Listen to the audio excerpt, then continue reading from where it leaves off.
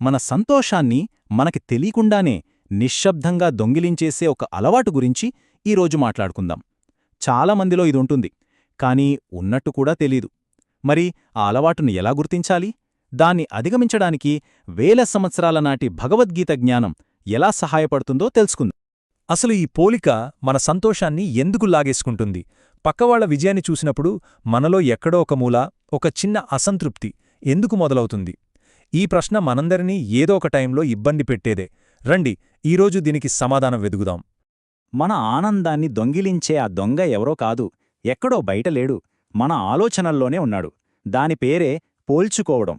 ఇది చాలా చిన్న అలవాట్లా అనిపిస్తుంది కదా, కానీ మన సంతోషాన్ని ఇది ఎంత నెమ్మదిగా నాశనం చేస్తుందో ఇప్పుడు చూద్దాం. ఒక్కసారి ఆలోచించండి. సోషల్ మీడియాలో ఫ్రెండ్స్ పార్టీ చేసుకుంటున్న ఫోటో చూస్తాం. వెంటనే మనకేమనిపిస్తుంది? అయ్యో, నేను ఒంటరిగా ఉన్నానే అని బాధపడతాం. వాళ్ళ లైఫ్ ఎంత బాగుందో, నాదేంటి ఇలా ఉంది? ఈ ఒక్క ఆలోచన చాలదా మన దగ్గరున్న కాస్త ప్రశాంతతను కూడా దూరం చేయడానికి? మన ఫోకస్ అంతా మన ప్లేట్లో ఏముంది అనేదానికన్నా పక్కవాళ్ల ప్లేట్లో ఏముంది అనేదానిపైకే వెళ్ళిపోతుంది. చిన్న ఆలోచనే కదా అని మనం లైట్ తీసుకుంటాం కదూ.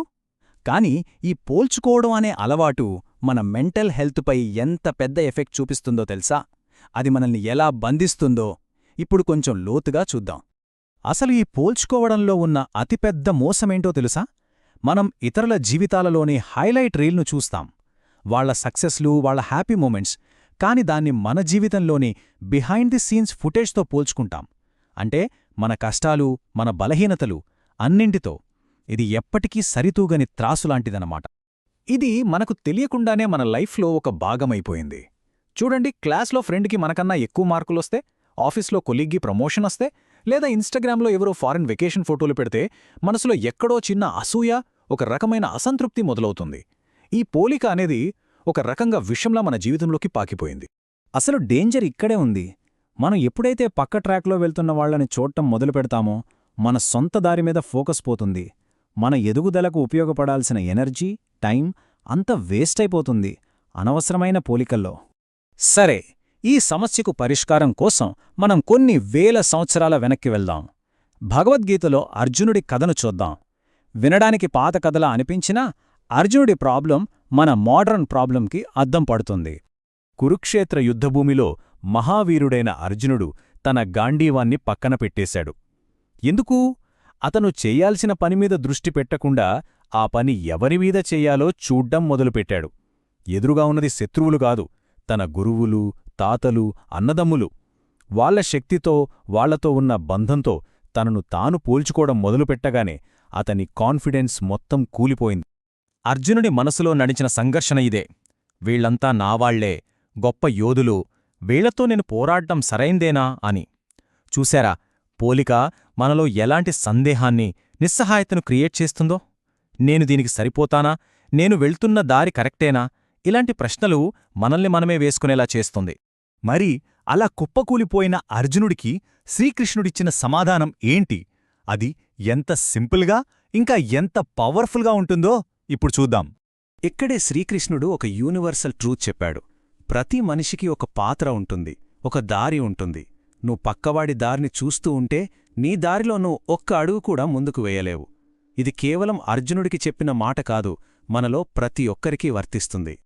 ఈ విషయాన్ని ఒక అందమైన ఉదాహరణతో అర్థం చేసుకోవచ్చు.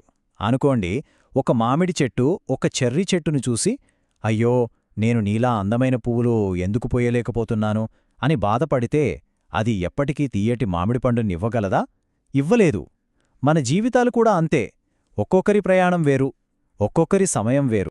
సరే, ఈ జ్ఞానమంతా బాగుంది, కానీ దీన్ని మన డైలీ లైఫ్లో, అంటే మన సోషల్ మీడియా ఫీడ్ చూస్తున్నప్పుడు, ఆఫీస్ మీటింగ్స్లో ఎలా అప్లై చేయాలి? కొన్ని ప్రాక్టికల్ మార్గాలు చూద్దాం. సొల్యూషన్ చాలా సింపుల్, కానీ చాలా పవర్ఫుల్. ఫస్ట్, మీ ఫోకస్ని పక్కావాళ్ల రిజల్ట్స్ నుంచి మీ సొంత ఎఫర్ట్ వైపు మార్చండి. వాళ్ళకేమొచ్చిందని కాదు, మీరేం చేస్తున్నారన్నది ముఖ్యం. సెకండ్, మిమ్మల్ని మీరు పక్కావాళ్లతో పోల్చుకోవడం ఆపేసి నిన్నటి మీతో మీరు పోల్చుకోండి. నిన్నటికంటే ఈరోజు బెటర్గా ఉన్నామా లేదా? అదే కదా అసలైన గ్రోత్. ఈ సింపుల్, పవర్ఫుల్ మంత్రాన్ని ఒక మెంటల్ టూల్లా వాడుకోవచ్చు.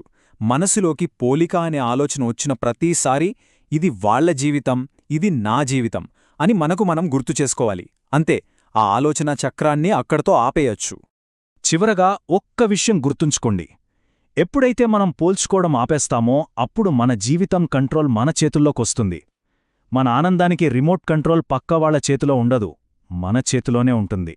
పోల్చుకోవడం అనే బంధనం నుంచి బయటపడితే మనస్సు తేలిక పడుతుంది.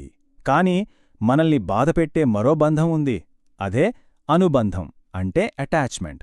కొన్ని విషయాలను, మనుషులను మనం మరీ ఎక్కువగా అంటిపెట్టుకొని ఉండటం మన దుఃఖానికి కారణమవుతుందా? తదుపరి విశ్లేషణలో ఈ లోతైన ప్రశ్నను అన్వేషిద్దాం.